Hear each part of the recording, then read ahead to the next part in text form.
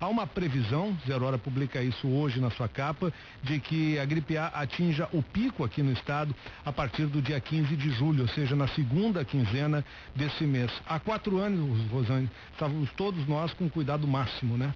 Utilizando álcool gel, muita gente usando máscaras, né? Eu ia dizer barbijos, que eu fui naquela época para Buenos Aires para acompanhar a situação da gripe A, usando máscaras, usando álcool gel e buscando desesperadamente naquele momento que chegasse a vacina, que não existia, pois agora a vacina existe, muita gente não tomou.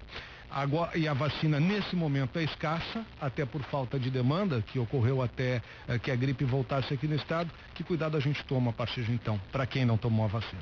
Pois é, André, eu me lembro que há 4 anos a situação era tão crítica que até as escolas prorrogaram as férias. As férias de julho foram prorrogadas porque teve o pico ali bem nesse período mesmo. Bom, é para saber que cuidados a gente toma que nós vamos conversar com um especialista, o Dr. Gabriel Narvaez, infectologista e gestor médico do Serviço de Controle e Infecção do Hospital Mãe de Deus. Bom dia, Dr. Narvaez. Bom dia. Nós estávamos falando das máscaras, das janelas abertas do Transurb, que outras providências a população deve tomar, tendo ou não tomado a vacina, já que agora a gente descobre que muita gente, ao contrário do que se imaginava, não tomou a vacina achando que não dava nada. Bom, na verdade as providências são as mesmas de sempre, né? Apenas acentuadas agora em função desses últimos dados divulgados pela imprensa, que estão dentro de uma lógica. Eu lembro que em 2009, na epidemia, no nosso atendimento no Mãe de Deus, nós tivemos o pico máximo de diagnósticos de síndrome gripal exatamente entre a segunda quinzena de julho e a 1ª de agosto. Então, está dentro da lógica de distribuição, de prevalência dominante, enfim, entre fim de julho e início de agosto. Então, isso está dentro da lógica. E, na verdade, essas precauções que a gente toma, elas deviam ser sempre e permanentemente utilizadas, né? Porque tem algumas técnicas que são fundamentais, assim.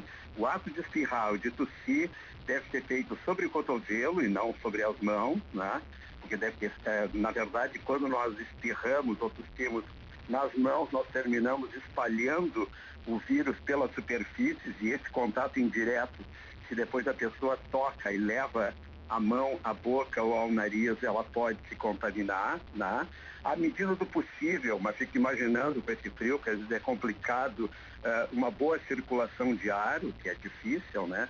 Evitar aglomeramentos também, e a utilização do álcool gel, né? Que tem que ser generosa, né? Que é uma coisa importante. Bom, naquele momento, inclusive, a maioria das empresas, locais públicos, tinham álcool gel disponível, e hoje já não se vê isso com a mesma intensidade. É momento de retomar essa prática, doutor Gabriel. Certamente, porque a memória coletiva, ela é absolutamente fugaz, né? Então, na verdade, essas coisas sempre têm que ser retomadas.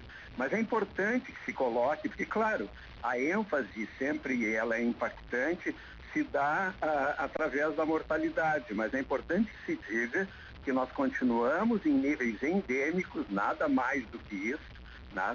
Os níveis são endêmicos, é o que é esperado, porque, na verdade, mais uma vez está se comprovando que a mortalidade da gripe A, do H1N1, da variante epidêmica, agora endêmica, é exatamente isso, em torno de, em 2009 foi assim, em torno de 14%, mais ou menos o dobro da mortalidade do H3N2, da variante endêmica usual que nós tivemos nos últimos 20, 25 anos, né?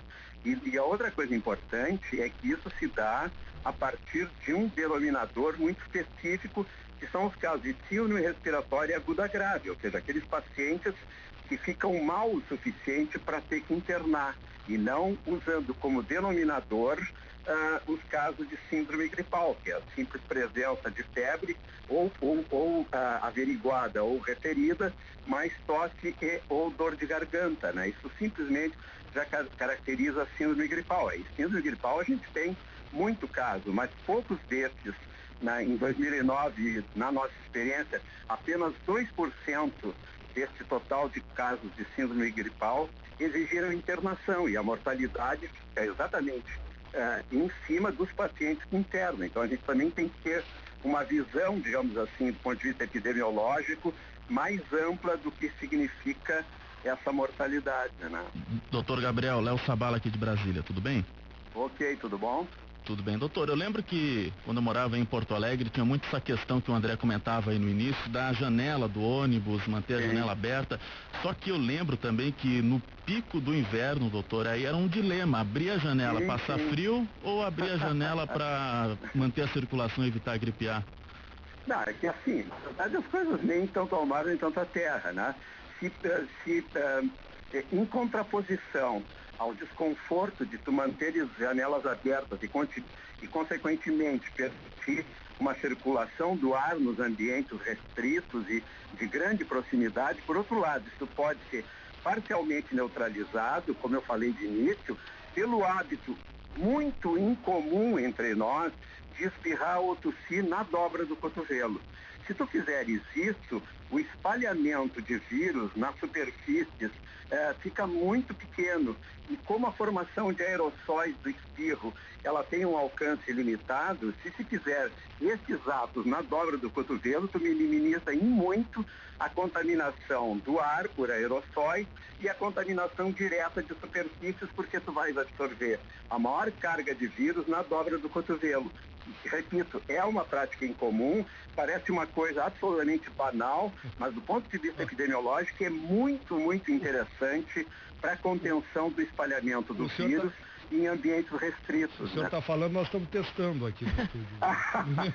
Não, é uma prática, tu faz uma, duas, três vezes, depois tu te acostumas, mas de início parece uma prática absolutamente incomum, porque a gente está acostumado a espirrar nas mãos. Claro, pegar e colocar as duas mãos sobre a boca para espirrar. Em concha, sim, mas aí nós ficamos depois espalhando, a não ser que tu tenhas um álcool gel ao alcance imediato das mãos, tu termina espalhando esse vírus que ficou contido nas tuas mãos, tu fica espalhando pelas superfícies, outra pessoa toca, leva as mãos à boca, ao nariz e aí se infecta.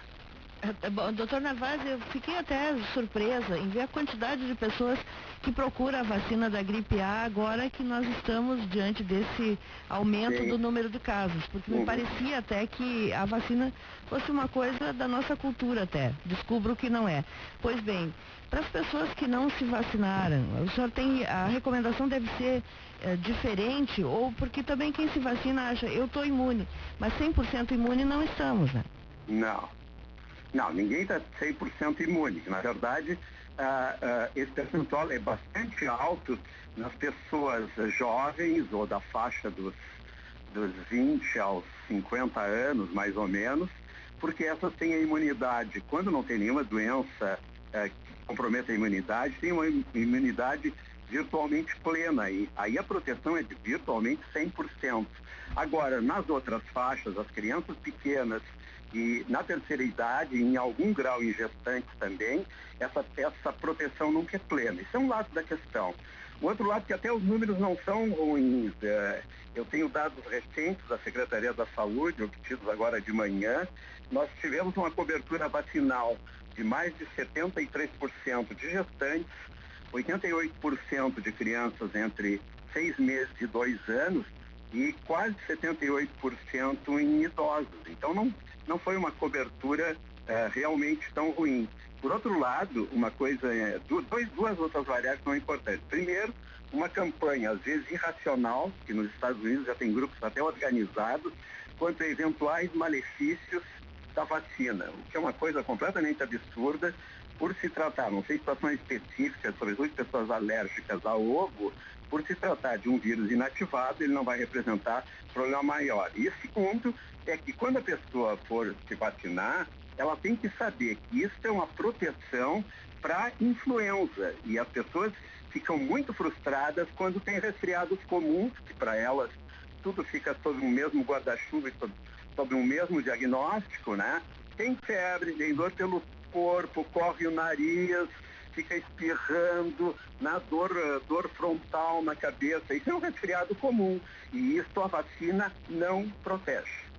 Dr. Gabriel Narvaez, que é gestor médico do Serviço de Controle e Infecção do Hospital Mãe de Deus, também chefe do Serviço de Infectologia do Hospital da PUC, aqui em Porto Alegre. Dr. Narvaez, muito obrigado pela entrevista, um bom dia, um bom trabalho ao senhor. Ok, obrigado para você também.